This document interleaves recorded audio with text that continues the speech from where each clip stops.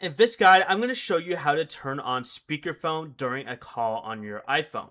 This is Miguel from Just Boz, and before we get into this guide, make sure to like the video and subscribe to the channel with all notifications on for more content like this. It really does help out the channel and we'd greatly appreciate it. If you have any questions, just ask them down in the comment section below. I'm going to be doing my best to reply to every single comment down there.